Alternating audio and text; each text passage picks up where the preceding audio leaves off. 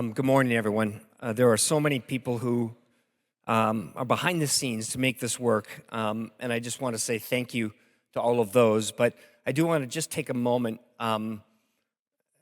just to say thank you specifically to John Luce, and let's give him a hand round of applause. I mean, he has been doing this faithfully. John, don't run away. I tell you what, next time we go to lunch, I'm even going to buy dessert for you this time.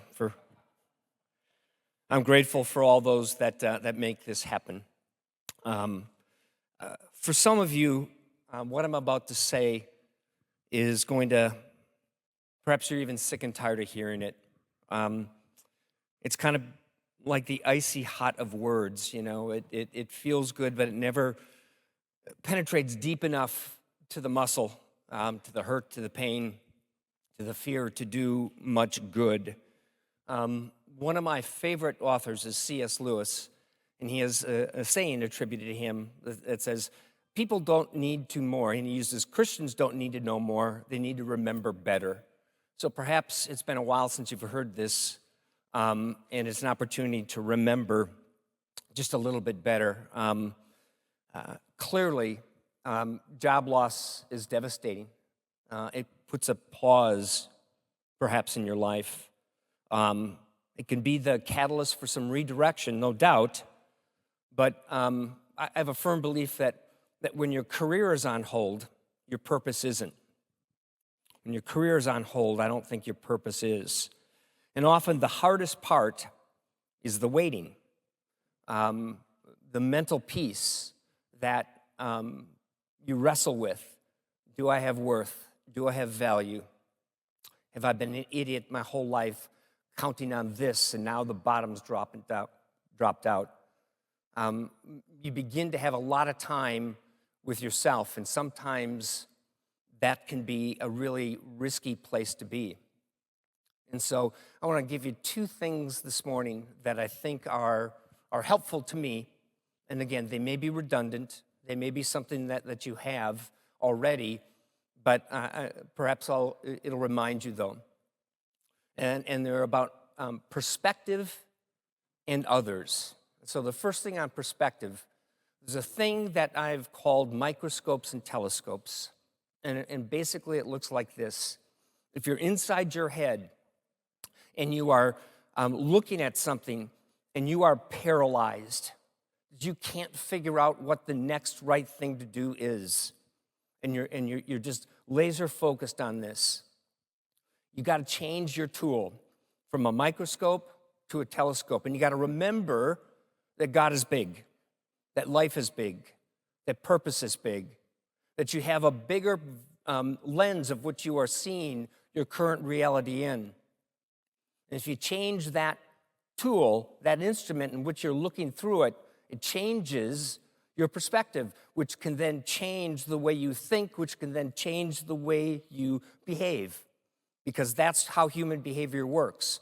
We think, we feel, we do. Thinking informs our feeling informs our behaviors. So by changing the way, the view and how you're thinking can make that chain happen. And you begin to step out of the uber focus that you're in. And if it is so big that you have no clue what to do, that just seems overwhelming, you got to change from a telescope to a microscope, and you got to realize, I just have to do the next right thing. I just have to do the next right thing. So when you are stuck, make sure you're looking through the right lens to give the right perspective in order to be able to jumpstart, again, your next steps, your actions. That's perspective. And the other one is about others. We aren't meant to live alone, but job loss and all the stuff that comes with it can be a very isolating and lonely experience. That's why a church invests to do the things that we do here. Because I believe that this is the way we are ordained to be with people. But I don't have to tell you about the isolation you felt, maybe even within the confines of your own home, much less outside. So there's a story. You may have heard this before, but again, maybe I can remind you of it. There was a guy who was stuck in a hole. And a guy walks by and says, hey, can you help me get out of here? And the guy goes, look, I'm a banker, and I got to get to work, but I tell you what, when you get out of that hole, you come to see me. I'll give you the best deal and buy you a ladder. I'll do whatever I need to do, and continue to walk along. Next guy walks by, and he's a pastor. And the guy goes, hey, I'm stuck. Can you help me get out of here? And the pastor says, I tell you what, I'll pray for you. I'll make sure in my devotions, in fact, I'll pray right now for you. I'll make sure I go back in my prayer time, and you'll be on my list, and walks away. Third guy comes walking by. Hey, can you help me get out of here? I've been in here a long time. Guy jumps in the hole with him. And the guy says, the heck did you do that for? Now we're both stuck. And the guy goes, no worries. I've been here before. I know how to get out. That's the guy you want. I see my brother Ron Layton here. He's been in a hole. He's going to jump in there with you. Make sure to keep your mental acuity spot on. That you surround yourself with people who can listen to you, who can hear what you're saying, who are willing to jump in the hole with you to help you get out. Perspective and others. We're not supposed to be alone. And I think that's, again, part of the reason, the pastoral heart of why we do this. Because, again, you lost your career, or you changed your career. You haven't lost your purpose at all. And I think, finally, clearly, this is a time to wrestle with your faith. Because I have a belief that faith isn't faith until it's tested. Faith isn't faith. Faith is just a wonderfully good idea until it's tested. For those who are believers, I really do pray that you remember Jeremiah 29:11. For I know the plans I have for you, declares the Lord, plans to prosper you, not to harm you, plans to give you hope and a future. Talk about the right words to be shared at this time, at this place. I hope they speak to you. Father God, thank you for giving me a few moments here. Thank you for being present in this place. And I just ask the Holy Spirit to move. I don't know where each and every person is, but you do. So meet them right where they are, but love them too much to let them stay there. Perhaps what words you gave me to say this morning about a perspective, to be able to change it so that you are not paralyzed, so that you are not overwhelmed, that they hear and see that. And Lord, if they need another, Lord, bring someone who's willing to jump in the hole with them, to listen to them, to wrestle with the thoughts, the fears that they have, so they don't feel alone. I just ask that in your strong name. So be with all who speak here today. May there be no doubt when people leave this building that they are better off when they are leaving the building than when they came in. Lord, thank you for the privilege. It's in your great name I pray. Amen. Guys, thanks for the time to share with you. I hope you have a good morning.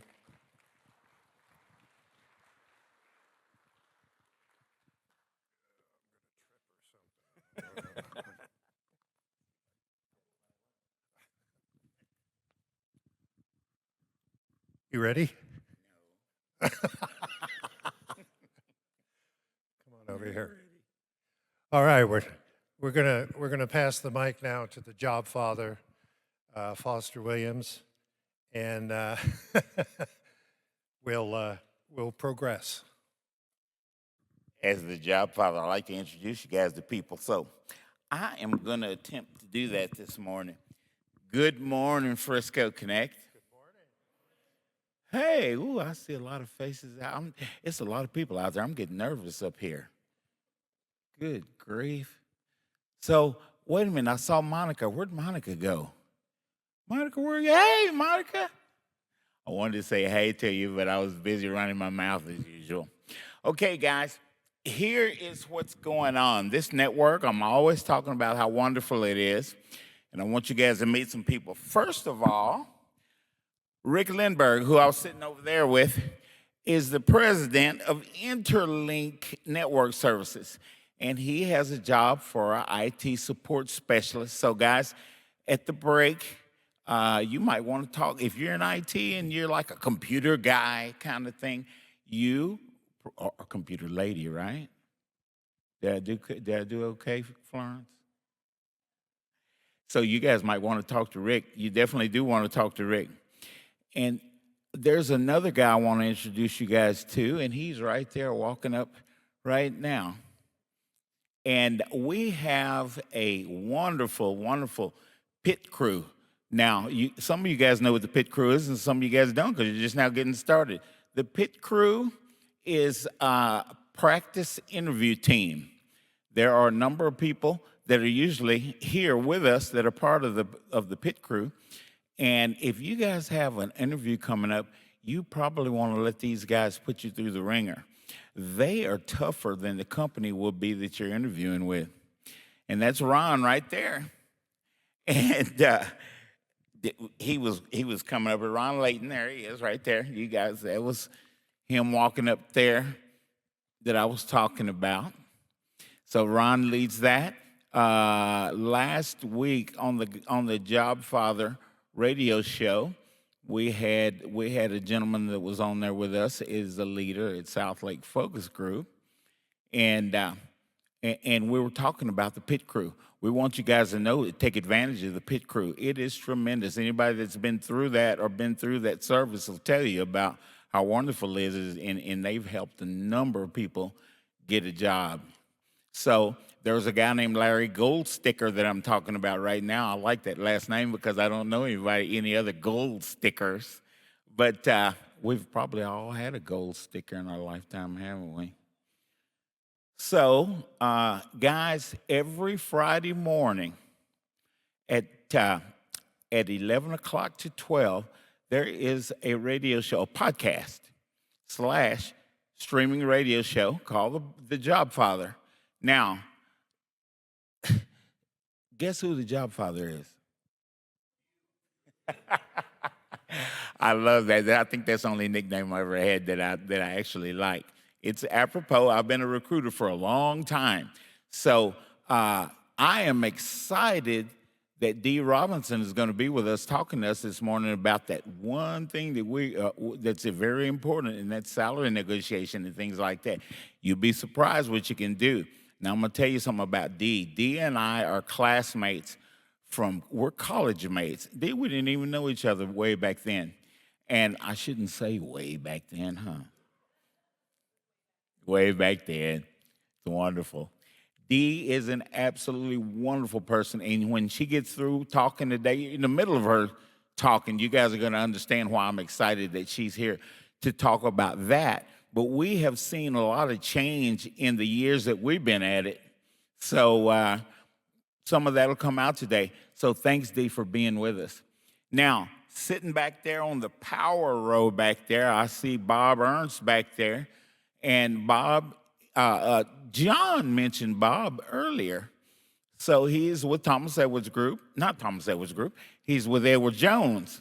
See how my mind goes, guys? Oh, God. But thanks. You've been with us a long time, Bob. There's a lot of opportunities at Edward Jones, and Bob's been with him a long time. This is Bob's church here, mine too, and he has been serving with us for a long time. There's Trevor Houston right next to him. Oh, my goodness. You guys, we got some neat things coming up. Trevor's going to be telling us about some things coming up in the future that's going to be good for us. There's some workshops, and there's some things that Trevor has led. Trevor was the one that got me started in radio. Oh, my goodness. You guys remember the Who You Know Job Networking show? Some of you guys do. Maybe not everybody. But there will be a resurrection of that upcoming. You'll hear Trevor talking a lot about that. Who is that guy next to him? Oh, my goodness. See, it's so much light up here, I can barely see him. It looks like Jeff Morris. Guys, Jeff Morris is the founder of CareerDFW.org and CareerUSA.org. We all have family, friends that live in other states, other things like that. Hey, is there a networking group in North Carolina? Is there one in New York? People lose jobs and get laid off in just about every state in the union, I think. And so you guys might want to go to Career USA and see if you can share the network that might be there for your family that's not in Texas. We are, I guess, the center point of this networking thing in the United States, so I'm glad to say that. But Jeff, we appreciate what you do for the network. Guys, these people are extraordinary. You want to meet these people. Okay, who am I forgetting? All right, we've got, well, Sophie had to leave, and Sophie Harden is with the Thomas Edwards Group, but we've got Reagan, and we got Jason Tompkins. Where's Jason? There's Jason. There you guys are back there. Now, guys, Thomas Edwards Group is a wonderful support organization. They support the companies out there. And you know what? They started off in finance, and they did so well. Companies asked them to start up divisions in IT and HR. So you guys definitely want to have a connection and a relationship. I couldn't get away from here without saying that word, with those folks at Thomas Edwards Group. Go check them out. ThomasEdwards.com, guys. Go check them out. You'll see a little bit about what I'm talking about on I want to say on paper, but on the computer. Okay, I see my buddy Jeff Lamb there. He's a lot taller than I am. Jeff, we appreciate you being here. You're with Next Step, right? Did I get it right? Okay, Jeff is a recruiter. He's a lot better recruiter than I am.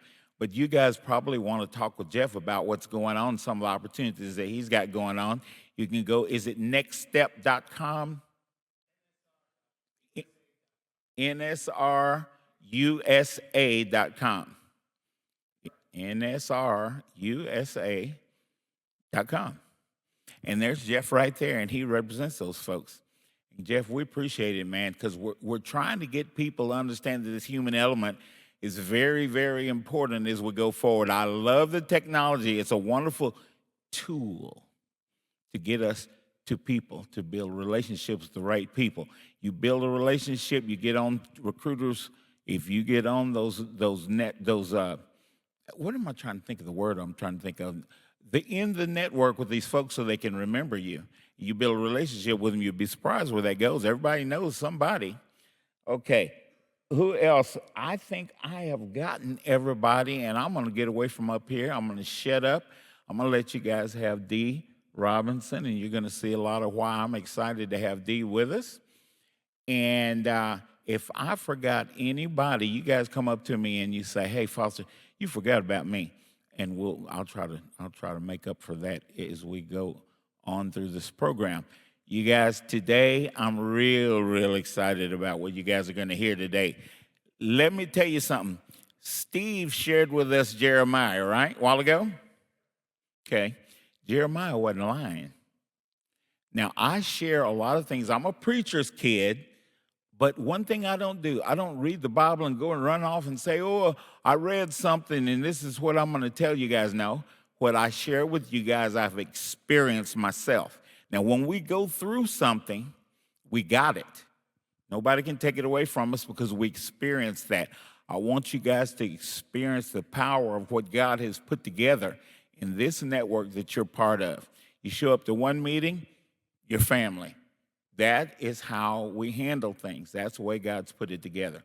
So, before I leave from up here, I'm going to say, are we in a church, you guys?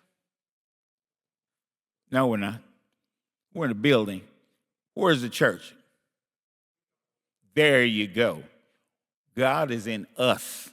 And wherever we go, we take him with us. It might be in this building here. It might be in this building across the street. Guys, that's the church. We are the church. Let's take care of each other as we go forward. It will be done. All right. I'm not a preacher. My dad was a preacher, so Pete's telling me to wrap it up. Okay, I'm going to get away from up here. Come on up here, D, and let's talk. Well, you'll be doing most of the talking. I'll be doing most of the listening. And guys, thank you for showing up. And the people that I introduced you guys to, thank you from the bottom of my heart for being a part of this network and having the spirit to try to help. We need help. Y'all see all that crazy stuff going on the news nowadays? Okay. I don't have to give you this, do I? You don't. Oh, it's working. Okay. All right, bye, y'all. You got to deal with me some more later. I'm not going anywhere. Thank you, Foster. Good morning. How exciting it is to be here with you today. Before I go into the heart of the presentation, I want to start by a little introduction and background. I'm Dee Robinson, retired after a great career in human resources, 35 years in aerospace and defense. However, I had an 11-month break in 2015, and I had to learn how to look for a job because prior to that, internal promotions, advancements, recruited away through my network. And at the beginning of that journey, and you know when you know someone so long you don't remember how you met? That's how I feel about Foster Williams. Someone connected us. I can't tell you who it was, how I found out, but that's where I had the privilege of meeting Foster and Jeff Morris as well. So what I like to bring into these presentations is a balance of what's happening behind the desk of human resources and actually having walked the walk as a job seeker. So I hope today you'll feel a little bit of that balance here. So we are going to talk about effective salary negotiations. I also do another presentation that I've delivered here before, which is find and negotiate your next great job. And when Pete Hernandez saw that, he said, gosh, could you kind of just expand on this whole salary thing? So really, Pete, you are the facilitator of the development of this presentation. He's my big brother. That's right. Okay, so what are we going to talk about? I'm going to give you a little bit, and we'll go fast through kind of the theoretical portions, but I want you to understand from an HR perspective, where does compensation data come from? What are the reliable data sources? What are the key elements of it? Then we'll go into what's negotiable and what's not negotiable. I'll give you a case study with real data, and then probably that might take us to about 10:30. We'll pause, and then we'll come back and go through how to negotiate the offer and take some Q&A. Might depend on how far we get, where we're going to stop.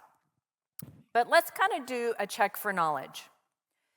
So, what percent of employers anticipate that candidates are going to negotiate?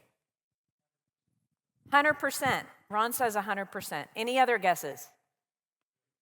50%. All right. Yes. 60. All right. 73. So kind of split the middle. So 73% of employers are anticipating that when you receive an offer, you're going to negotiate that offer. What percent of candidates actually do? 12, 10, 25, 30, 5. Actually, it's higher than that. 45% actually do negotiate. Now, what's an interesting side note, more men than women choose to negotiate an offer. So for the women in the room, I hope, for all of you in the room, I hope you feel better equipped to negotiate when you get an offer, and you will land and you will get an offer. So what percent, when they negotiate, wind up improving the offer?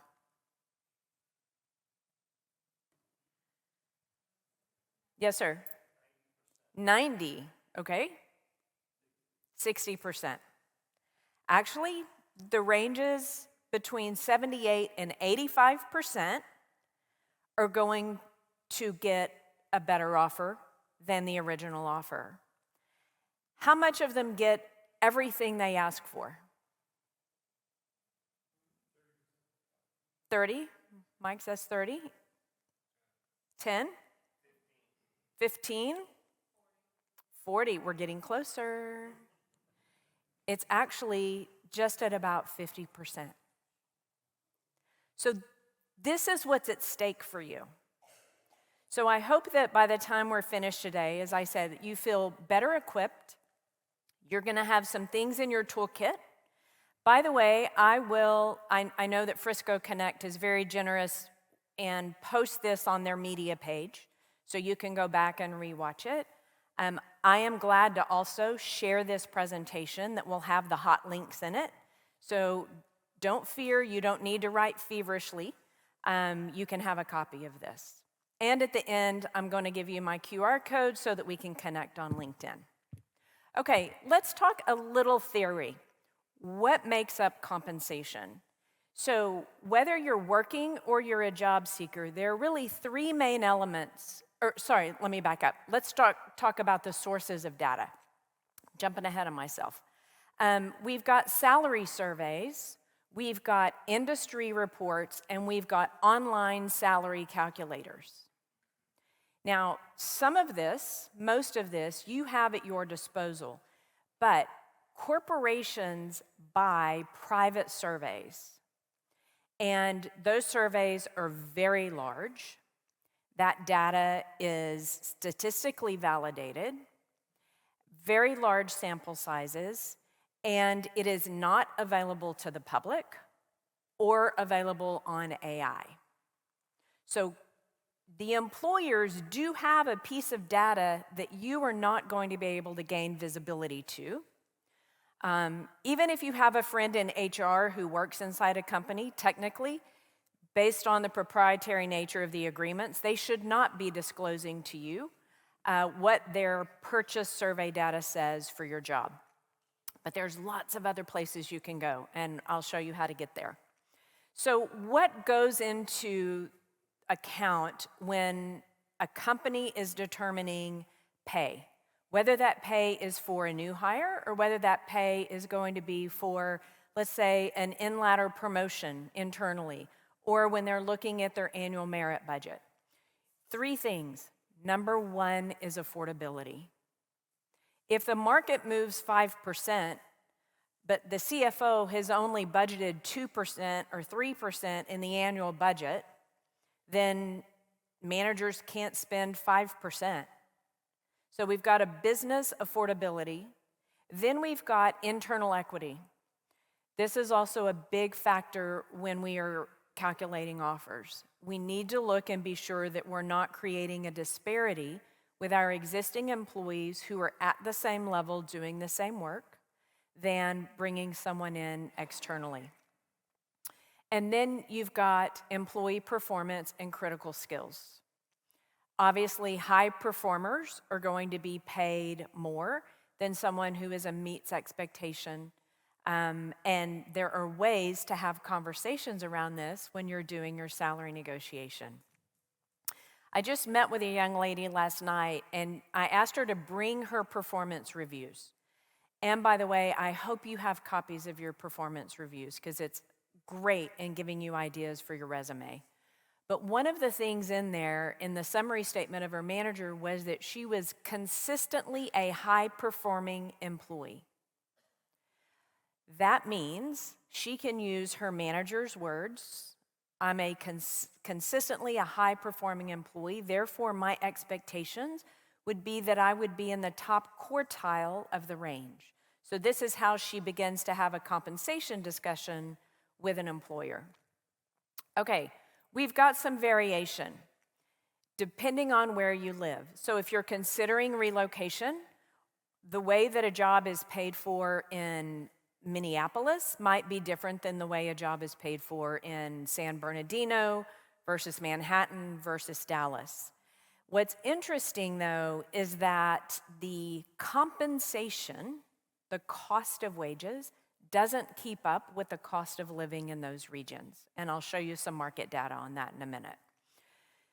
Now, when a salary range is posted and the recruiter says, what are your salary expectations? You can say, well, the range that was advertised, let's say, is 90 to 140. Is that range representative of the Dallas market? I was coaching someone on Friday. This is the other kind of niche I found myself in, and I volunteer for this. If you get an offer, call me and we'll go through it and we'll talk about strategies on how to negotiate the offer. And the range that he saw was a very wide range. And when he went back to the recruiter, they said, well, we use this same job to post for California, New York, Texas, and Ohio. But we don't pay in Texas up to the max of that range. So again, good to get clarification from the recruiters. There are also some industry standards, or I won't say standards, norms. In aerospace and defense, there is sometimes something called extra work week compensation when there is a very specific project and you work an extraordinary amount of hours. Some companies, not all, will do this. If you're in hospitality, you know that tips come into play in terms of compensation. So you are in your industry. If you're in sales, you understand commissions and the commission structures. So it shouldn't be a surprise. And really, you are the expert in your industry to prepare for the compensation discussions about what might be unique or different. Okay, so let's talk about the key elements of compensation. And I want you to think, you may hear this term, total compensation. Now, the first thing we think about is what goes in the bank every other Friday. Bi-weekly, monthly, semi-monthly, however you get paid. That's the paycheck. Then we've got bonuses and benefits. This is extra money coming in, but it's also money that's going to be coming out of the paycheck, which is going to be our cost of benefits. Then we're going to have time off. Very important to understand the elements of that. And we're going to have the work environment, the work arrangements, the culture. All of these things are going to be factored in as you are assessing the total compensation. So let's talk first about base salary. Base salary, I felt like something was crawling on me and it was my microphone antenna. Okay, we've got base salary. That is what's going to be in your offer letter. It should state, normally it will state an annualized amount, and it should state whether or not this position is exempt or non-exempt. If it's non-exempt, it means it's eligible for overtime compensation. And there are some jobs that, depending on how a company defines it, might move from one to the other. Things like an accounts receivable. Sometimes they'll throw the word analyst in front or at the end and put the analytical work, which might make it more exempt. And so there's no overtime, where previously if you were in an accounts receivable or an accounts payable job, it might have been non-exempt, or sometimes people think of that as hourly. I don't know if we have any early career recent graduates. There should be no such thing as an unpaid internship unless it's with the federal government. Generally, that is no longer allowed because it's rare that an intern performs work that doesn't bring value into the business, that is 100% solely for their training purposes only. So we've talked about the factors that influence the market. We've got the affordability. We've got the internal equity, the company budget. We've also got what's hot in the market. Cyber leadership right now is huge. I worked with a young woman. She got a job offer, and then because she was in search, and we'll talk about what happens when you get multiple offers, She accepted an offer, started to work, and then got an increase of 50% to go to company B. Well, guess what? She politely gave her notice after the end of week 1 and went to work to make 50% more. So you've got some hot jobs. And then negotiation. So this is really where the negotiation is going to have the most power and the most impact long term, because the salary that you go in at is where your 401k is going to be based for company match. For your savings, it's where your future increases will be calculated, and it's where your bonus will be based off of. Then we've got benefits, bonuses, incentives. So from a bonus perspective, you've got performance bonuses. Some companies give every employee eligibility for up to, let's say, 4%, regardless of level. Others, it's only reserved for management positions. Sometimes there's a factor between company performance and individual performance. But here's a little tip. You could ask, so when you come in and you're going to be offered a bonus, if you're in a bonus plan, it's going to be prorated. You are early in your career, or in your career life cycle with that company, and so you've got to come up a learning curve. You might say, could you guarantee my first year's bonus? They might say no. They might say yes. I have seen some yeses. And we're going to talk further about bonuses. We're going to get into a little bit of math and some things to look out for in a couple of slides. Then we've got signing bonuses. And you're like, but Dee, I'm not working. Would they really give someone who's not working a signing bonus? Yes, they do. Not always. Perhaps they can't get you on your base salary exactly where you need to be because of internal equity or company affordability. And then you could come back and say, well, would you consider putting, let's say, the gap? Could I get that in a signing bonus? Grossed up? I don't talk much about gross ups in this presentation. But if you request a $10,000 signing bonus, you're only going to deposit about $7,500. So maybe you want $10,000 net after taxes, which means they're going to gross it up, let's say, to $13,200, so that the math does the math and it comes out to be $10,000 in your bank account. Sometimes there's relocation involved. This gentleman that I was talking to on Friday lives in Fort Worth, and the job is in Denison. Some might say that's still within the Metroplex, but because it's more than 50 miles, it meets eligibility under his new company's relocation plan. And so they offered him a full relocation. And he had no idea the value of this. It's probably estimated at about $40,000 to $50,000. Closing cost, pack and load, transportation, temporary living, the household goods movement when you're dealing with let's say, a house that's 4-bedroom, 2.5, 3-bath. Those are big tickets. Now, maybe that's not your situation. I helped a young lady recently who accepted a job in Waco. Her family is staying here for now.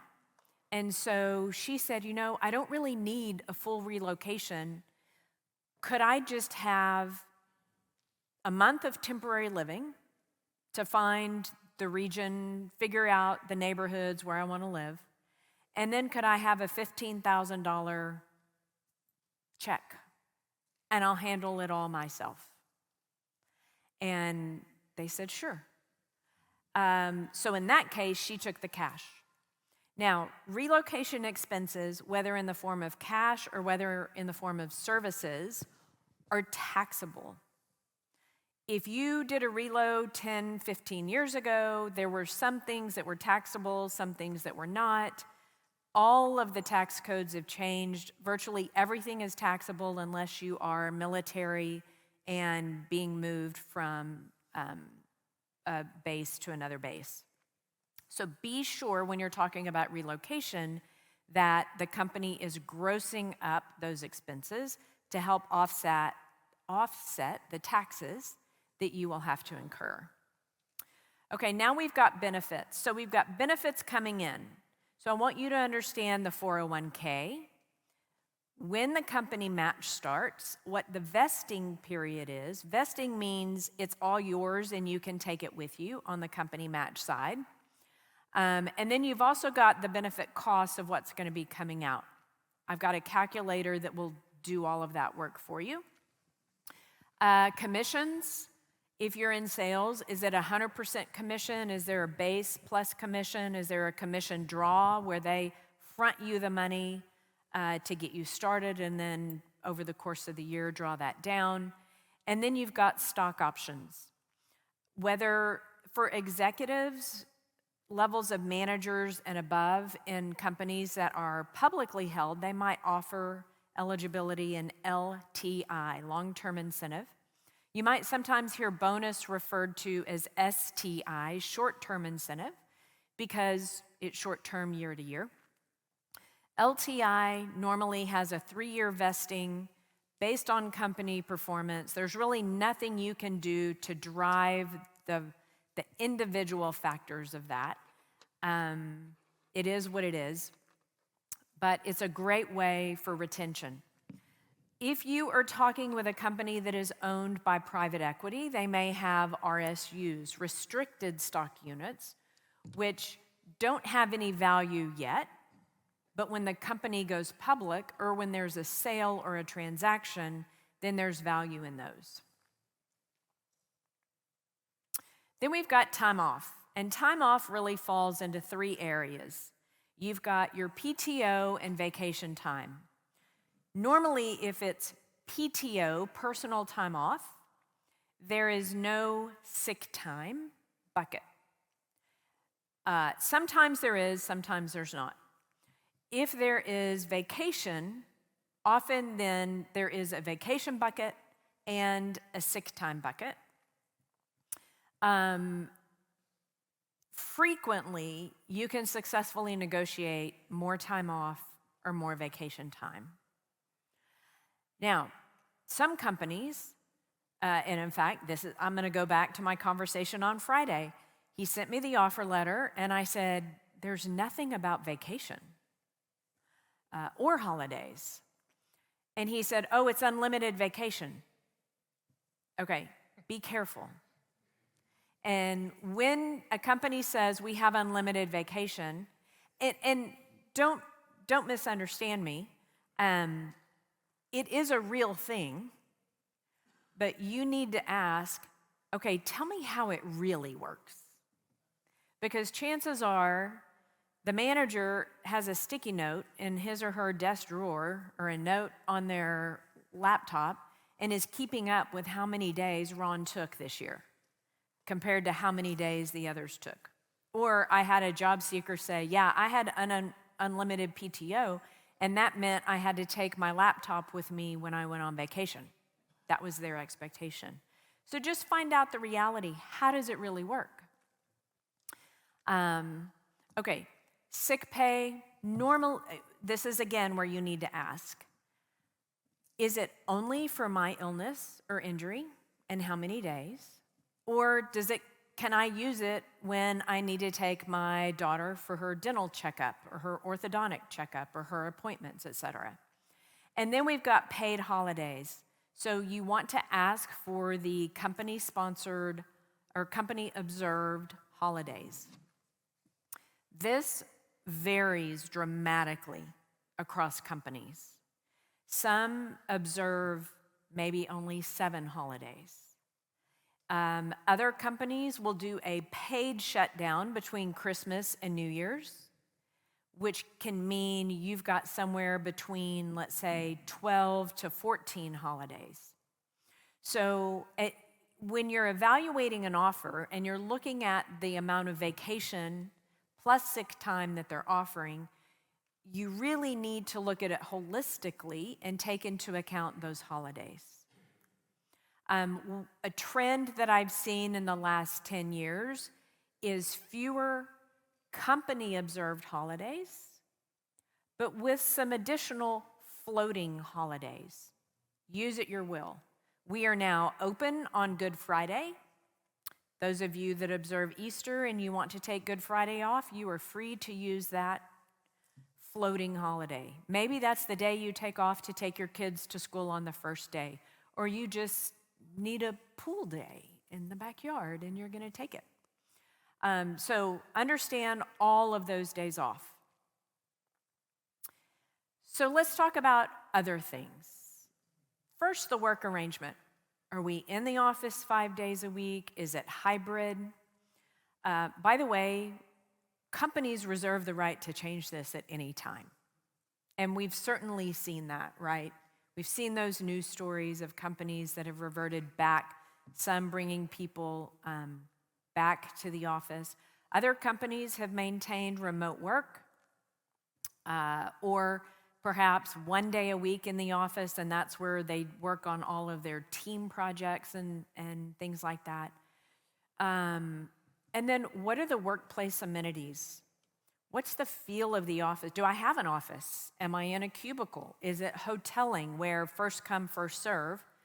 And by the way, that rarely really works either, because people have their favorite spots. Just like, who here is, this is not your first time at Frisco Connect? Raise your hand. How many of you are generally sitting someplace different than where you sat last meeting? Some. Okay, good. Okay, so environment. Workplace amenities. I want you to all write this down. I retired from Safran, S-A-F-R-A-N, safrangroup.com. We're an aerospace and defense company. We've got 8 businesses in North Texas. Almost all of them are hiring something. Now, Safran USA, which was where our North America headquarters were located in Las Colinas, we had a great landlord. And our landlord basically built everything in this office building that his wife would not let him have at home. So we had a pool table, a foosball table, a dartboard, a putting green with putters and balls provided, picnic tables, barbecue, garden. There would be signs on the back door, and shears hanging off with lunch sacks. Please take some lettuce. Please, like whatever is ready to be harvested. A section in the lobby for puzzles, community puzzles. So occasionally, my team would stop by my office and they're like, "We're going downstairs for 20 minutes. Great. They just needed a brain break. So that can matter to you. We have another business that has a gym, walking tracks, like all kinds of things. So what's going to be important to you? If you're going into the office, do these things matter? Maybe it does. Maybe it doesn't. Other elements. Tuition reimbursement. Oftentimes, there's a 1-year waiting period, but perhaps you negotiate no waiting period. And look, if I leave, I agree to reimburse you. And if you get recruited away, guess what you tell that potential employer? Well, I have this obligation I have to repay. They'll give it to you in the form of a signing bonus so that you can repay the tuition reimbursement. But if you are working through a project management certificate that's very important that you complete, that's bringing value into the new company, they're going to say, okay. And it's kind of, as we say, sleeves out of the vest, because you're agreeing to a repayment. Maybe there's a reimbursement for home office, or a one-time, someone recently got a $500 allowance to set up their home office. Even though they've worked remote for years and have a very nice home office, but they're like, cool, I'll get a third monitor, or a new ergonomic chair. Maybe there are spot awards. So maybe there's not an employee bonus structure, but managers or team members can recommend people to receive some kind of financial compensation. We've talked about gyms. Maybe there's a reimbursement, a wellness program. You will see this in benefits.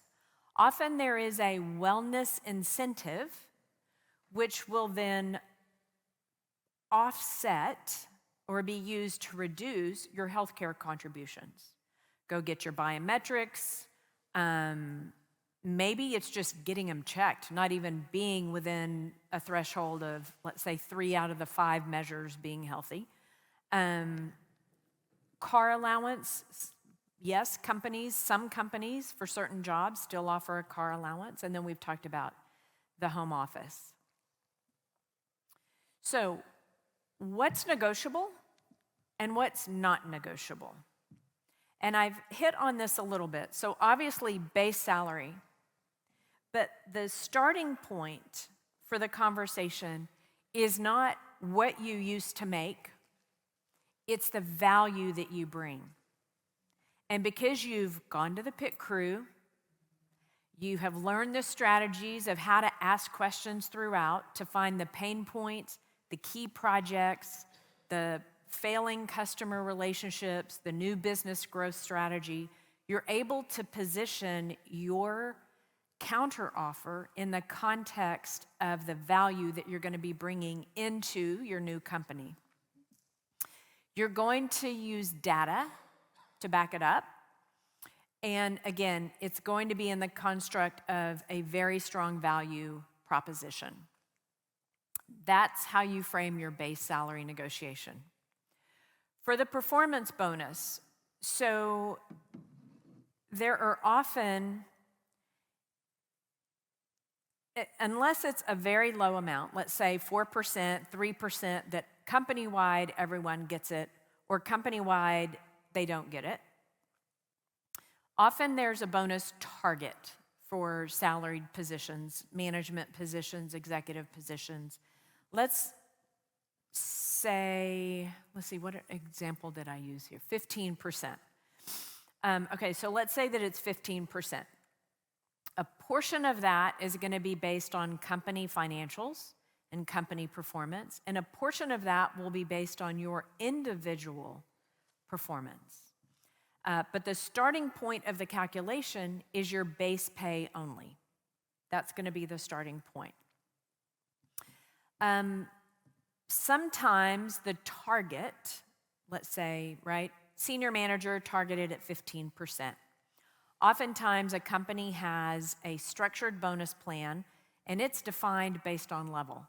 So you may or may not be able to negotiate the target bonus. Sometimes you can, sometimes you can't. So let's look at the math. How does it work? So a $100,000 salary with a target of 15% means you've got annualized $15,000 of potential bonus on the table. Now, it's split 80% company performance, 20% individual performance. So now we've got to do 2 separate lines of calculations. And then we've got, so this is just the starting point, but then we get the actual results. The company didn't quite hit all the targets to hit 100% of the company's 80%. And then while you met expectations, as a newcomer, your boss said, you're 70% there. So you get 70% of your 20%. So in this case, once the maths, your $15,000 potential pays out at $13,500. Now, what you want to ask on bonus is how frequently does the company hit 100% of target? And especially when you're negotiating on what the target amount is. I have worked in companies where 15% target could only be achieved if the company hit 120% of their EBIT target. Guess how many times they did that? They didn't. So the reality was that 15% target really paid more like in the 10 to 12% range. I've had other companies who have, and to be fair, in that case, they tend to inflate. Oh, it's a 20% target. But then you find out what's the reality, and it's more in the, let's say, 12 to 15% range. You have other companies that take a very different approach and really set achievable goals. And in fact, you can exceed. Maybe the company performance factor turns into 105% because they exceeded the goals. So it's good to have conversations with your recruiter to understand the reality of these plans and how they actually pay out. Normally, they are going to be paid 45 days after the close of the fiscal year. I'm not saying that's the case in every company, but based on certain accounting rules, which most companies follow and adopt, they have to be paid within 45 days after the period closes for which the bonus is earned. Non-negotiables, but still very important. Your benefits plan. Now, what you do need to ask is, when am I eligible? Some companies, benefits start immediately. Now, to be fair, there's a bit of a lag. You know, if you go to work at company B and they say healthcare begins effective immediately, I think Amazon actually does begin on the day of hire. There's no way for them to get you into their healthcare system on that day. So you might have a little out of pocket if you had something happen on that day or the next, but the plan will pay. So when are my benefits effective? That's one question you need to ask. And then what's the cost? Foster mentioned our friend Larry Goldsticker, and his daughter had come to the pit crew, received an offer. She was leaving teaching, going into a different career field, and initially received an offer and wasn't very happy with it until she got the cost of benefits, and the company subsidized almost 100% of everything. So her net take-home pay turns out to be greater because of the cost of benefits. So this is why when we talk total compensation, this is a really important factor, because it's real dollars coming out of your check or not coming out of your check. And then as you factor in deductibles, out-of-pocket maximums, all of those kinds of things. Okay, policies and procedures. They're probably not going to send you the handbook, the full handbook. But it's good to ask, when is the merit? When am I eligible for my first salary review based on my demonstrated successful performance, exceptional performance? When am I eligible for a salary review? But this way, there's no confusion or miscommunication if your boss says, well, because you were hired in October, you're not eligible this year. We're going to talk about that when we get to the Q&A. We'll go a little deeper on that. Okay, let's look at a real case. We've got an IT help desk technician, needs 2 years of experience working in the role, and they want some certifications as well.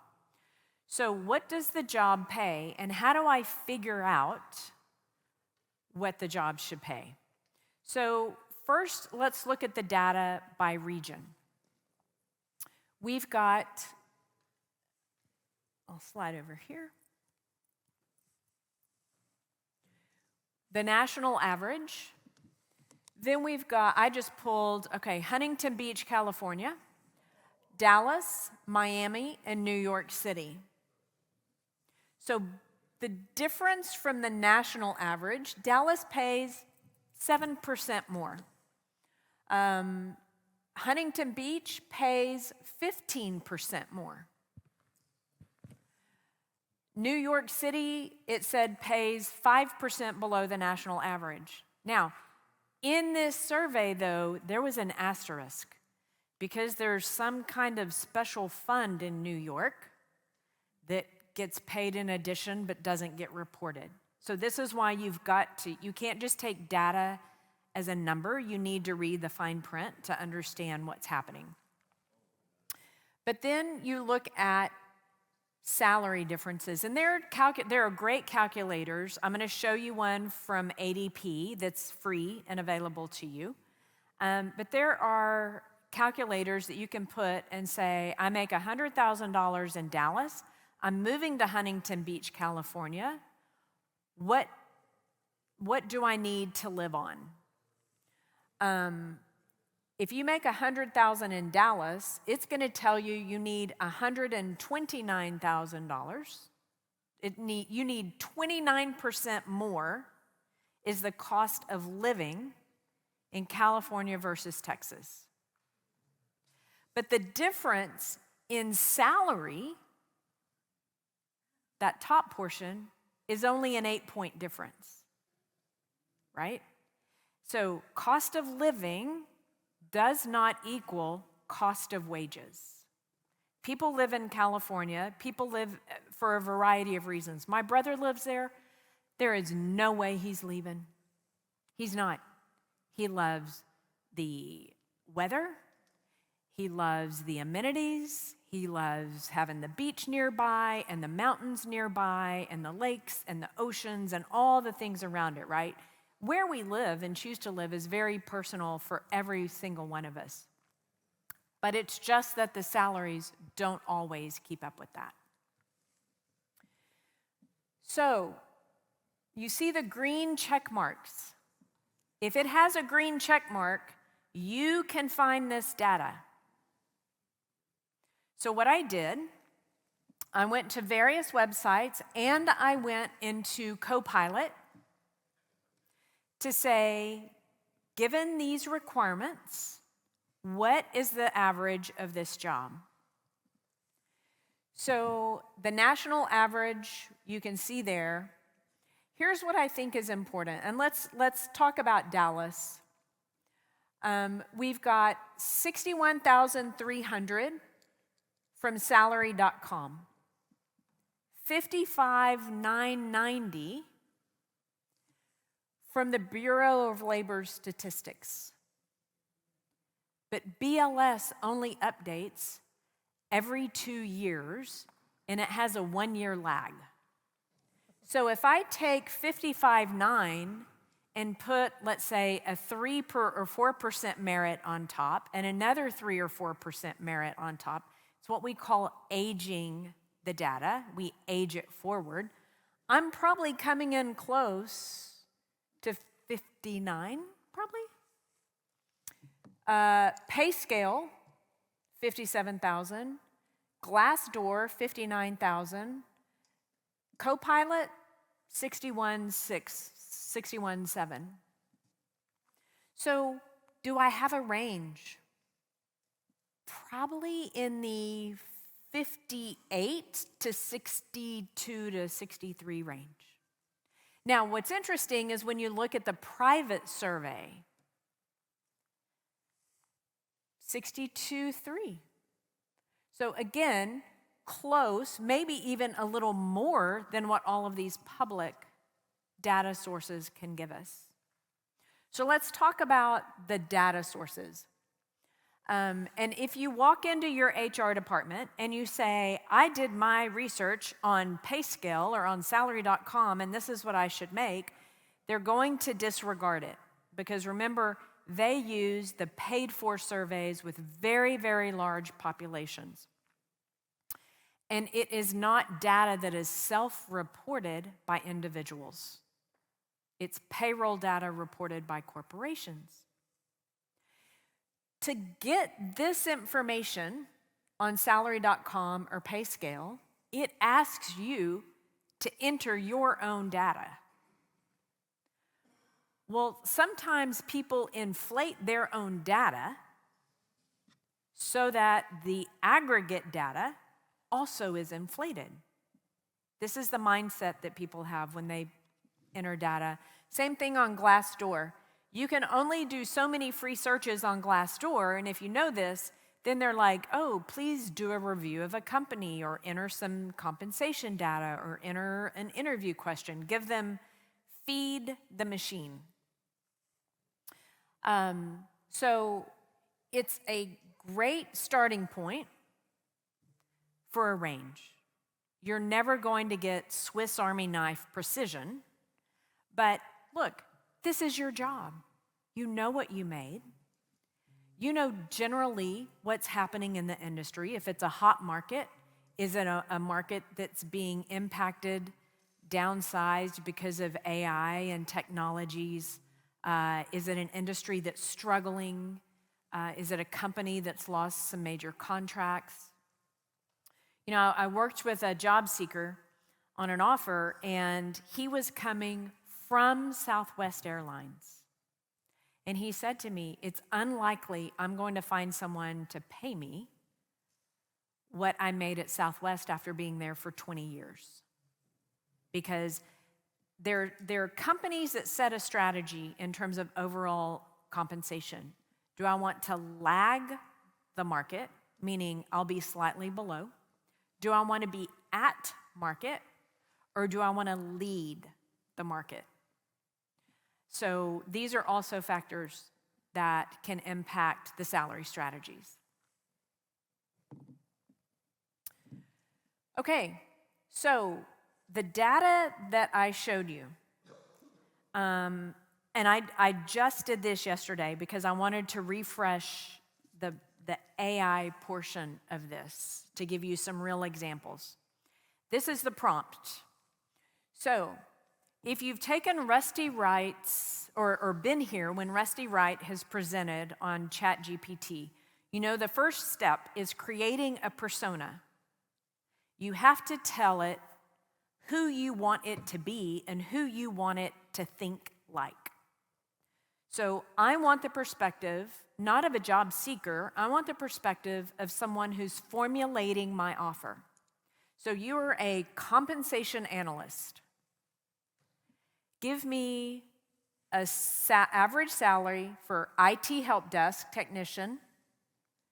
Where? Give it the location. In Dallas. I pasted the entire job description, took the details out here for your benefit. 2 years of experience, relevant certifications. And this is what it gave me. 55 to 62. Wow, that sounds kind of familiar from what we just saw, right? However, with the experience adjustment, because the average is 57, but with 2 years of experience, it bumps up. Then it gives me a recommended negotiation target of 60 to 65,000. Then it says, if you want, I can prepare a negotiation script, I can build a table with the market data, or update a bullet on your resume. And I said, all right, great. Give me the scripts.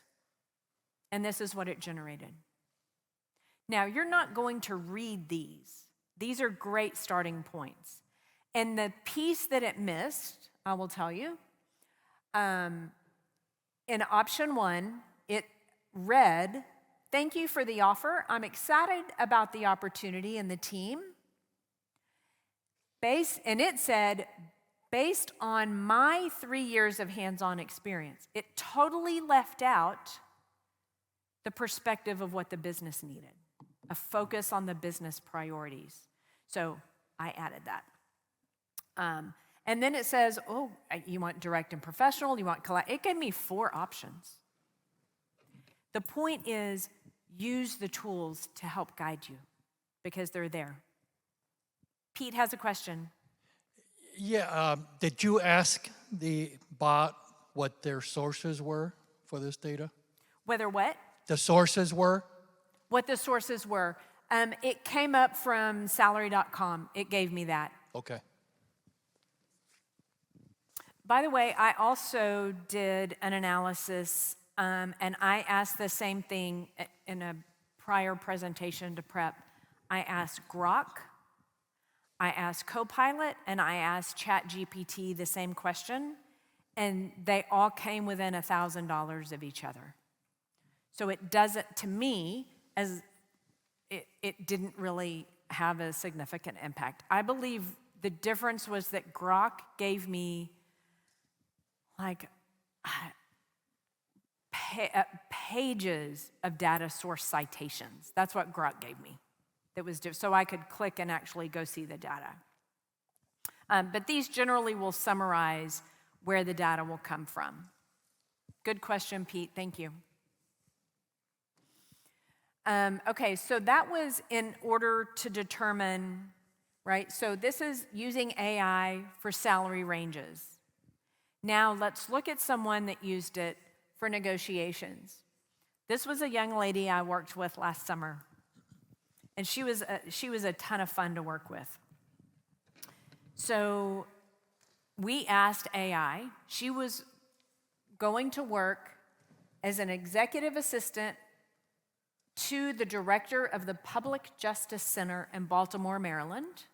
So she's working in the nonprofit space. This is really, she wanted to get into really community activism. Bachelor's degree in entrepreneurship. Started 3 companies and was president of 3 clubs and maintained, I don't know, like a 3.97 GPA. I mean, she, like rock star, I don't know how she did it and slept. Super dynamic. And so the offer was $60,000. And so I said, okay, well, let's see what AI says. And so it came back and it recommended 45 to 55. You see that on the right-hand side. And it gives the context, and it gave us a lot of information. And she's like, yeah, you know what? I reject that. And I'm going to go ask him for 65. And I'm going to explain why. And she got 65. So again, a starting point gives you some good information, but you also should know what your floor is. We'll talk about this and maybe in the second part. And then be able to negotiate that. Okay, ADP has this free resource of a salary calculator. And I will warn you, it's not quite clear, I don't think. It could be designed better. The website could. But it gives you space to enter the base salary and the location. Then there's another tab, this is where it kind of lacks the intuitiveness, to enter benefits costs. And then it will calculate for you the take-home pay. So I use this in 3 examples. First, we have this help desk technician at an offer of $60,000.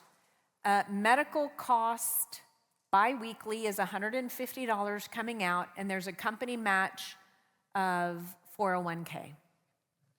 And company, which the company matches 100% of the first 6, so I've got to take 6% out. That way I can also get the company match. In this case, the take-home pay is $1,746. But what happens when the medical cost is more expensive? And it goes up to $200 per pay period. So it's $50 difference in the cost. But you'll see the difference in take-home pay is only $41, not $50. Why? Benefits are pre-tax. So you're not taxed on the cost of healthcare. This is why the net doesn't quite come out at 50, even though the change in healthcare contributions is 50. Now, what if, on the left, our candidate is also evaluating an offer in Atlanta, Georgia, $60,000, 6%, $150,000. Look at their take-home pay. It's $56 a pay period different because Georgia has state income tax. The calculator will take all of these things into effect for you. Again, at the end of the presentation is a link. You can go try it out, check it out. It's also a great way if you want to plug in what you were making and then look at the net difference, compare that to your current offer that you're evaluating. It's a helpful tool. Okay.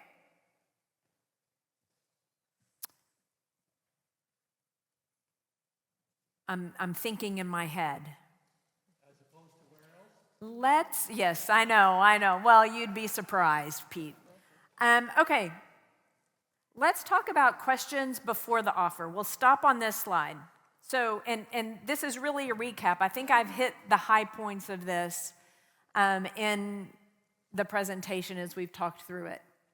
Number one, is the job exempt or non-exempt?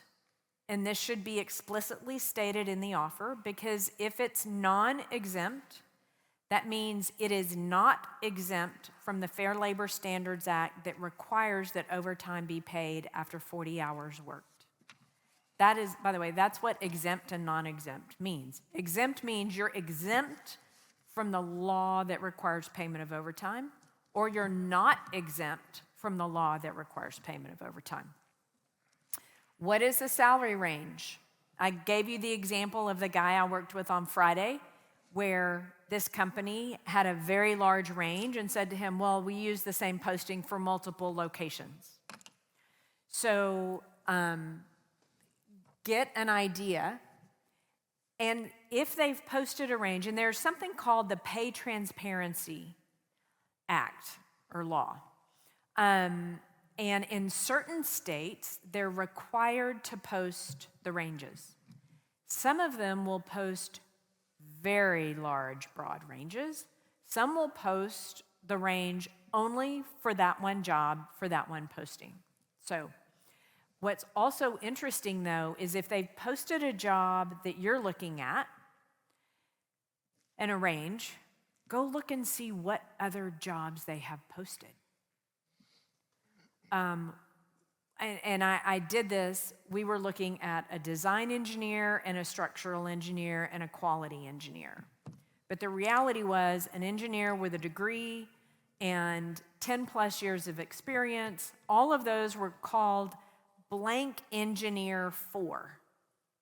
So do those all have the same range or a similar range? That way you can gauge what the range might be. So the recruiter might say, well, what is your expectation, right? And we're going to talk about this in the Q&A. But if they've posted a range, then you say, well, I just want to confirm the range for this job located in Dallas is what you have posted as 90 to 150. Is that correct? And get them to acknowledge that. If they press you, you might say, as I was talking to the young lady last night, well, you are consistently a high-performing employee, and your expectation that you would be in the top half of that range, top quartile of that range, depending on what that range is and what your salary floor is going to be. But you want to avoid giving a number if possible, because recruiters love to say, well, okay, but I need a number. Well, I don't know, like the young lady who thought she had a number, but then when she found out benefits were paid for at 100%, that changes her number. So you say graciously, I'd really like to understand the role, the complexity and scope of the job, and the total compensation package. But if we're within this range, I would love to keep the conversation going. Could we do that? And they'll say yes. Is it bonus eligible? We've talked about bonuses. So that's what you want to know before the offer. Okay, it's 10:30. This is our time for a break. And then we'll come back and talk about questions to ask after you get the offer. And then we'll talk about how to negotiate the offer. Okay, let's get back to it. Here we go. All right, so we've got our questions to ask before the offer. Now we've got our questions to ask after the offer. So these are the questions you need to ask before you're formulating your counteroffer. So we talked about this, right? What's the annual merit process? Now, we are now in June. If you find yourself still in search in the September or October timeframe, they will likely bump up the salary by 2, 3, maybe 4% to take into account what the merit will be for the rest of their workforce in 2027, which means you won't get a raise until the merit cycle of 2028. But it's good to ask when you get that offer in the fall, does this take into account next year's merit, or am I going to be eligible for an increase in the next pay review cycle that comes up? We've talked about understanding the bonus targets. What does it take to get 100% of that target, and how often does it actually pay at 100%? And then what's the 401k vesting and match? First, what's the match? When am I eligible? And then what's the vesting period? So the vesting period means until you reach a certain time frame. Sometimes it's 2 years, often it's 2 years. Sometimes they'll refer to cliff vesting, which means you get a portion at one date, another portion at another date, and then at a third date, or maybe it's only 2 of those, then you're fully vested, which means you can take your company contributions with you if you were to leave that business. You can always take your own contributions. Whatever you're putting into a 401k, you can always take with you when you leave. Then, what are the benefits? Yes, you want to focus on medical. Medical tends to be the most expensive and the one that we're using the most immediately. Dental and vision tend to be ancillary, not a whole lot of cost, but also the reality is not a whole lot of benefit. So you need to understand the plans. Sometimes they will offer what they call supplemental coverage, hospitalization indemnity, cancer indemnity. Some places offer pet insurance that you can purchase.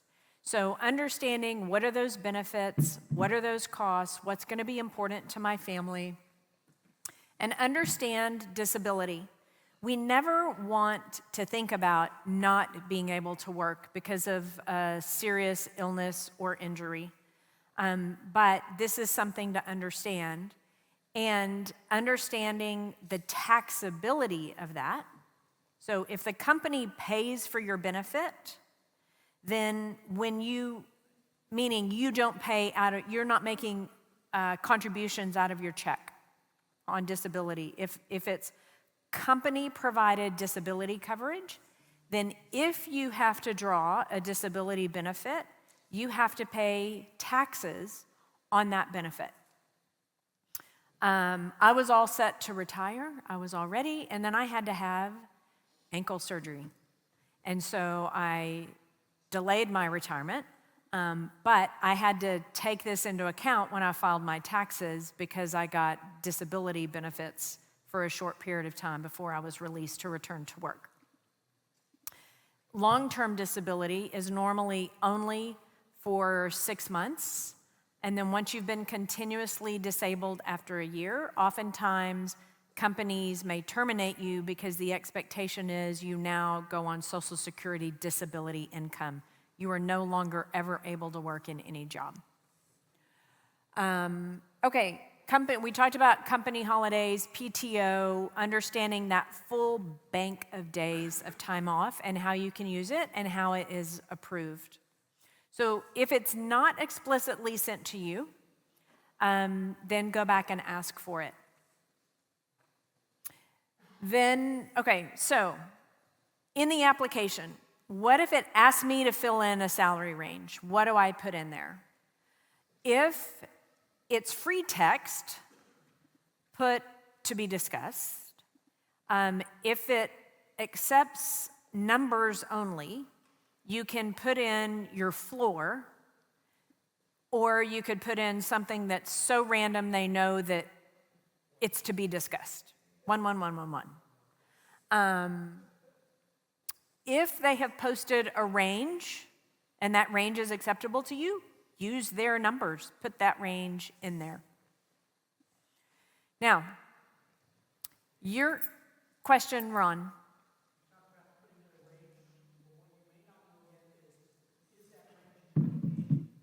Right. He said, you may put that range in, but you don't know if that range is in your location. What can happen, and it depends on how companies do their applicant flow, sometimes you will have already had a discussion with a recruiter to determine if you're a candidate, an applicant, and then they will actually send you the application through the applicant tracking system so you can use whatever you've learned in that initial question of, okay, this is the range. Is it really the range? Or what is the range? All right, you are in search. Much like the young lady I talked about earlier that was the cybersecurity expert. You're having multiple interviews, and I can tell you I have seen so many times where you feel like you are walking and living in a drought. And then suddenly, activity picks up. And now you've got an interview on Tuesday, and you've got a second interview on Friday, and then they've asked you to come back on Monday, and now can you do a presentation to the executive team, and blah, blah, blah. So what if you get a job offer, and we'll call it Company B? Your Company A is your dream job, and you're in play for that, but Company B beat them to the offer. If it is reasonable and it is within your range, you need to accept the offer. I have seen too often things change that are outside the control of the hiring manager. And that manager might say, we loved the conversation. I'm going to get with HR on Monday, and they will have an offer to you next week. And you're like, yes. And so you think that offer is coming, and so you turn down a job offer. And then you get ghosted. Because maybe on Monday that manager got laid off. Maybe the CFO had to freeze all indirect or non-essential hiring because of company performance concerns or, earnings releases or whatever might be happening. So if you have an offer and that offer is within the range and there are no red flags to the company, then you should take that offer. It's okay then to go to Company A, depending on where you are in the process, and say, I just want to follow up on my application. You remain my top company. I did receive an offer. Is there a likelihood that I would move forward with you? And I have seen Company A speed up their hiring process to get an offer into that person's hand. Now, as a manager and as a leader, I have also had the experience. We hired a young woman, great contributor to the team. She was with us, I don't even think it was 4 months. I think it was like less than that.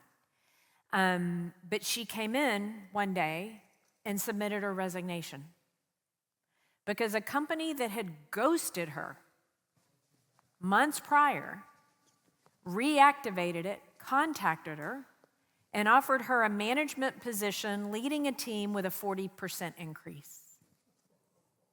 All I could do is thank her for the contribution she made while she was with us and wish her well.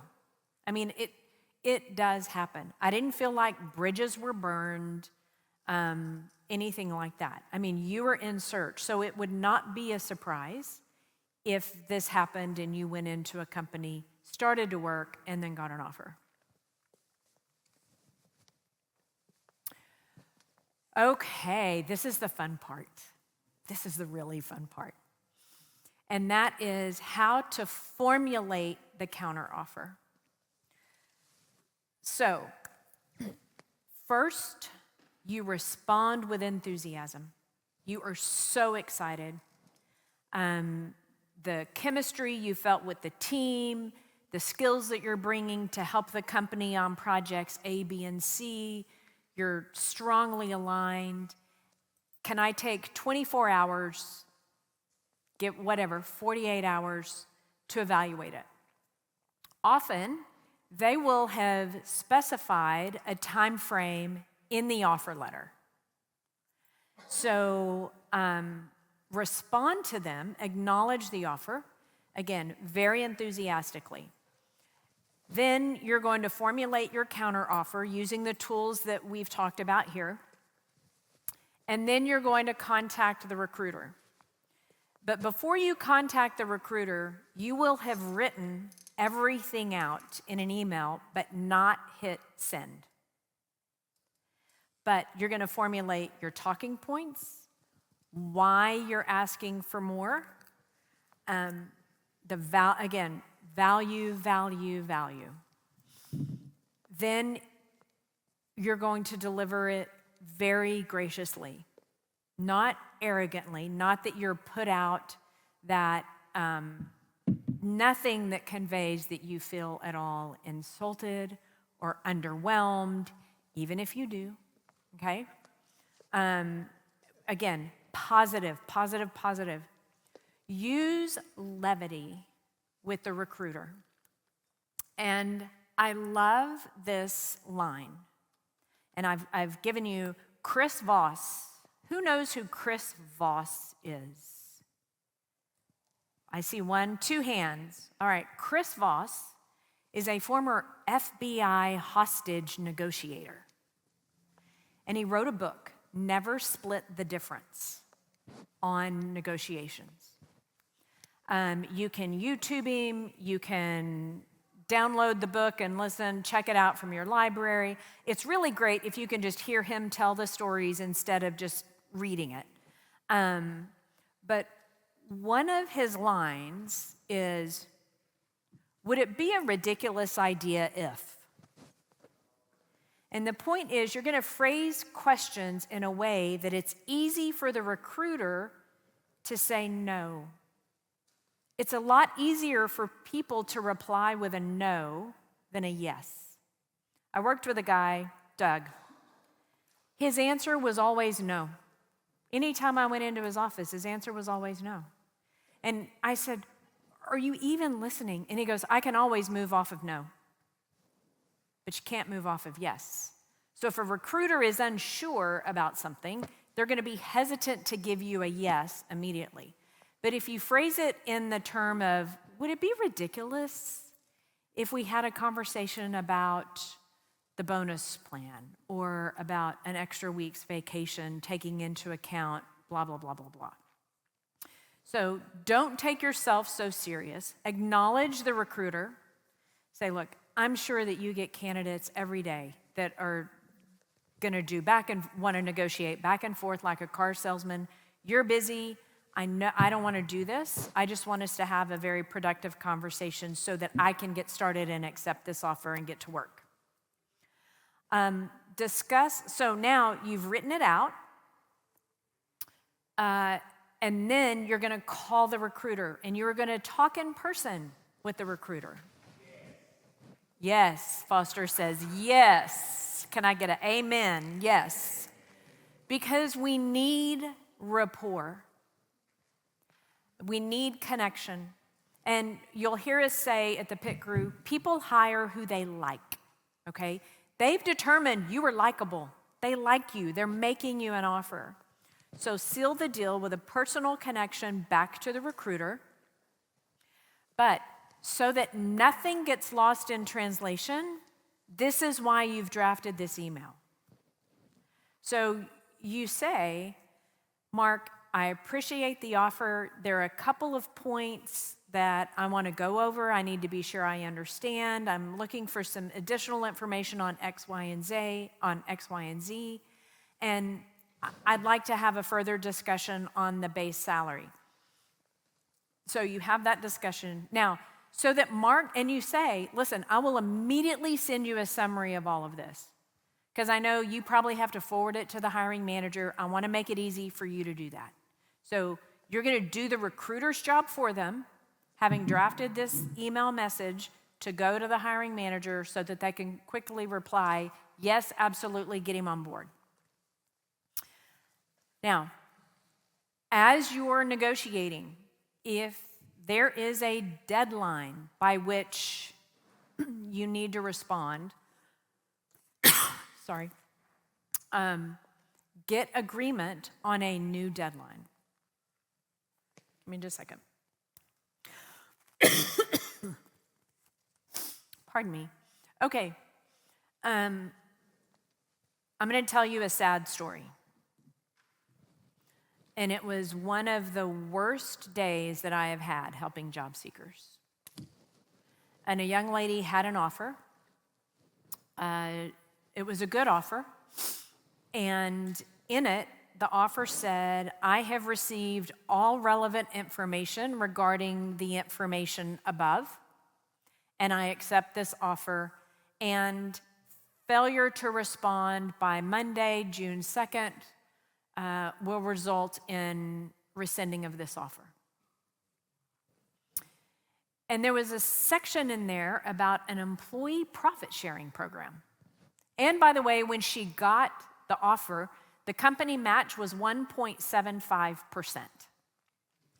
Ooh, I've never heard of that. So she gets the offer on Friday, asks for the information. The recruiter says, gosh, you're right, I don't even have that. I'll need to copy the compensation director and get you that information. Again, she was positive, she was enthusiastic, and embarrassingly, this was for a job in HR. And on Monday, she gets an email that says, because you didn't reply, we've rescinded the offer. And they shut her down and ghosted her. Like they were offering her a $135,000 salary. And she did everything right. The one thing that she and I did not discuss was getting in writing an extension on the deadline. Because who would do that? Now, she has since landed, gotten way more than $135,000, and is thrilled and loving what she's doing. So it actually saved her from a situation that previously she had some red flags on. That's the only time I have heard, no, that's only one of two that I've ever heard of someone who has said, I need additional information, or someone who has accepted an offer and then gotten it rescinded. The second situation, outside of his control, accepts the offer, passes the background, passes the drug screen, gets his ADP onboarding in the system, scheduled to work, and 8 days before his start to work date gets an email that says the offer's rescinded with no explanation. I don't know if that was a hiring freeze. I don't know what happened. He also has since landed in a very good job. So, in terms of negotiation, right, I want you to watch Chris Voss. I put a link in here,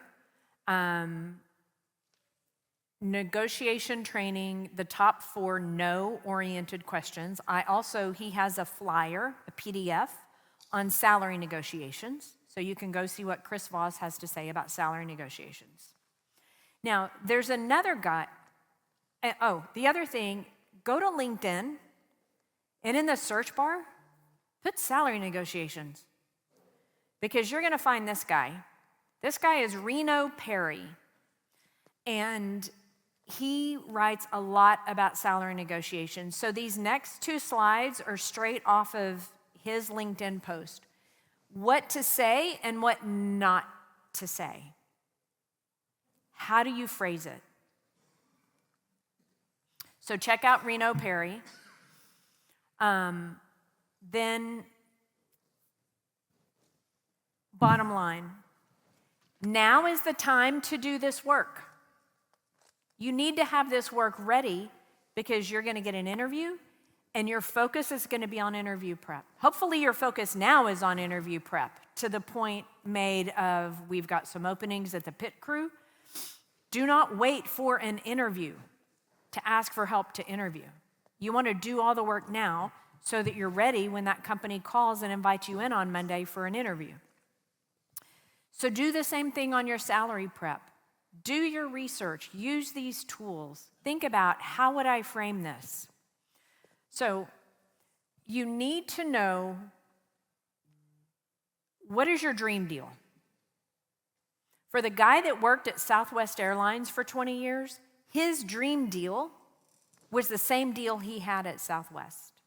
But he knew the likelihood of that was going to be slim, and he was changing industries. But you also need to know your floor. Like, where do you say, no, I can't? I had a friend's husband got laid off, interviewed, got an offer, but it was below. And he very respectfully said, I believe in this company, I believe in the products, the mission, the work that you're doing, but this is just too big a step back for me. And so, as much as it pains me, I'm going to have to decline the offer. 2 months later, they came back because they had reorganized, and they offered him a director position at a level higher than where he had been when he was laid off. So there is a way to decline gracefully. And it's okay if you know that that's your floor. Because here's the reality. Once you say yes to an offer, you're saying no to your search. At least your search as you know it today. The ability to show up at Frisco Connect, to go to the pit crew, to go to South Lake, to go to Career Search Network, to go to Jeff Morris and the Friday sessions. So do your work now. Do the research. Use those tools. And I love this quote, right? Negotiation does not equal conflict. What did we see at the very beginning? How many companies expect us to negotiate? 73. So it's normal, respectful, expected. Not negotiating isn't humility, it's a missed opportunity. The last slide are helpful links. Again, I'm going to save this in a PDF. I'll get it to Pete, who gets it to John, and the magic happens, and it will be on the Frisco Connect website along with the video. And then please, if we haven't already, please send me a request to connect on LinkedIn. Okay, questions? John? Well, Wait, I forgot something, but go ahead. No, I was just going to say, as a reminder, I see people taking pictures of the screen. This is recorded and will be posted on friscoconnect.org within 48 hours, so you can review this whole presentation, minus the networking break we did. And the slides will be on there with the links, so Dee mentioned it early on, you don't have to scribble everything down or take a lot of pictures with your phone. You can review this whole thing because it's just so much excellent information. So I just want to remind everybody of that. Thank you, John. There's not a slide for this. Pete asked it before the break. What about contract work and 1099?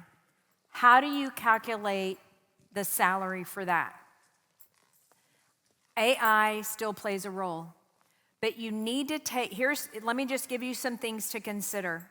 So let's talk about contract work. Often that work is through a temporary agency. That is still W-2 work. They're going to pay your taxes.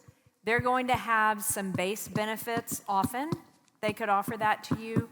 maybe or maybe not paid holidays, and maybe or maybe not health care, or a very, very expensive level of health care that they would offer. But if you were 1099, so I was just talking to someone at break, he's got an opportunity. It's going to be primarily, in the end, 100% commission-based and 1099. So now he's got to take into account his retirement, a self-funded, self-employed retirement account, if he wants to contribute to that. He's got to take into account the cost of his health care to buy health care, his own income taxes, and you can say, okay, but he would have the income taxes either way. Yes, but now he has to pay the employer's portion of Social Security and Medicare. That's another 15%. So you can't just take the salary you made and think, oh, this is great. Oh, and by the way, when you work this way, you have to pay income taxes quarterly. Do you know how to calculate that? Or are you going to have to pay an accountant, someone to help guide you, so that you don't have a penalty for underpaying when you get to the end of the year? So there's a lot to think about if you're going to 1099. I know people that only 1099. They love it. There are reasons for it. That's fine. But it's not as straightforward as a base salary of $100,000. There's a lot more on you that you have to do. Pete. As a general rule, and correct me if I'm wrong, when we teach this at South Lake, we talk about loading up whatever your target salary is by 30 to 35% to cover what you've been talking about. Is that still fair? You said 30 to 35. Percent above whatever your target is. I would not go any lower than that. Okay. Because generally, your regular income tax will probably place you somewhere in the neighborhood of 22 to 24. And then you've got your self-employment taxes on top of that, which are going to be 15. And then you've got health care. So, yeah, it could easily be that. Other questions? Over here to the right. And if you'll tell us who you are. Yeah. Hi, everyone. My name is Favor Nicholas. My question is, for someone in entry to mid-level experience, depending on the industry, what would be common ways they may lowball themselves if they are negotiating an offer? And of course, you want to take into consideration level of experience, but also what the role requires of. So if I heard you correctly, entry level, how do you negotiate entry level? There's a big echo here, so. Okay, I would say someone for like 3 years of experience. Okay, Mid-level, so some experience, yeah. Mm-hmm. So I would use the tools. Okay. I would use the AI tools.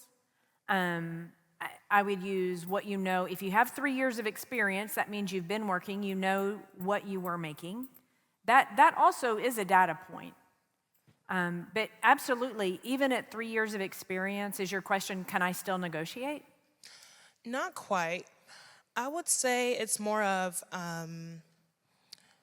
here's how I see it. If I'm being offered an amount for, salary or hourly, but you want to, of course, negotiating is ideal, but you also have to consider your level of experience, but not only that in a way of lowballing yourself, but what the role requires. Because I like to approach it on what I can contribute.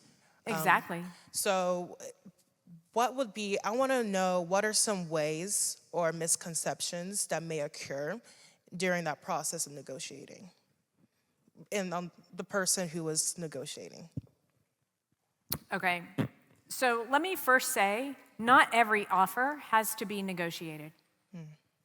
I have had candidates call me, and I can think of a guy, I was driving out of South Lake Focus Group, and he said, oh my gosh, there is nothing I can negotiate here. This is a salary higher than what I ever imagined, even what I was prepared to counter with based on my own research. So yes, 73% of companies are expecting a counteroffer, but sometimes it's a great offer. And so if you're happy with it, celebrate that, accept it, sign it, let's get to work.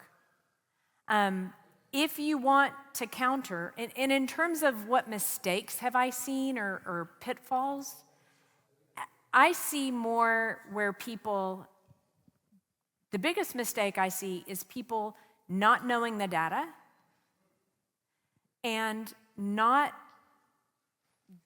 asking for some additional consideration. But they generally aren't asking because they haven't done the work to know what the range could be. They just know that's what I was making when I got laid off, or that's 2% higher than I was making when I got laid off. I'm happy with that. Here is the mistake I see. I'm an introvert. Sorry? I'm an introvert. I don't like conflict. This isn't about being an introvert. This is about your life and your livelihood. Amen. And, by the way, even introverts have to work with other people and communicate and have dialogue and learn how to disagree and learn how to agree and learn how to find consensus. So I would say claiming to be an introvert and not putting in the work are probably the mistakes. Thank you for asking that question. That's very thoughtful. Well, thank you, Dee. Wonderful information. One more question. We got a question first. Oh, we got two questions. Go ahead. So my name is Devon. My name is Devon Scott, and no worries. So let me see here. I've always been nervous to ask for to kind of like negotiate an offer, just because, common people who get nervous about it. But if it's something that is like a net positive, I'll definitely do what I can to do it. So my question here was, even if I do put in the research to negotiate an offer, right? I frame it well, I speak well to it, and speak respectfully for it. Even if it's denied, is that something that's looked favored upon, like in a job, application hiring process, or we're like, oh, hey, he took the initiative to ask for, a negotiation, and even if we rescinded it and just gave him the base, is that something that could help with, getting in? The question is, if I understand it, is it looked favorably on if you show the initiative to counter, even if they can't accept your counter offer? I don't think so, because the counter offer is going to the recruiter. Your business reputation and performance is going to be evaluated by that hiring manager who has checked the box that said, yes, he's the guy I need on the team. So I don't think that you're missing, and conversely, there's nothing negative. You're not viewed by the hiring manager as, oh, he's going to be a troublemaker because he asks for a counter. Most recruiters, most companies are expecting it. Sometimes the answer is no. We put a lot of thought into this. We've taken into account our affordability, our internal equity. We really do want you on the team, and we hope that you'll join because we offer this, this, and this. So we are optimistic that you'll come to work for us. That's how I've had to reply. So, but then I don't go to the manager and say, hey, he or she countered, and so you should think about that. Last question. Howdy. I'm coming from a pretty niche industry. Do you have any recommendations how you would abstract, salary research, trying to take, this very niche position that you may not easily find in other domains? Like, how would you reconcile that? So for something that's niche, I'm going to go and I'm going to use multiple AI tools and multiple sources of public data. Are there some areas that are going to be fast emerging? Yes, there are. But if there's any data to be found, I would use that. And if you're in that niche industry to begin with, you are a great expert.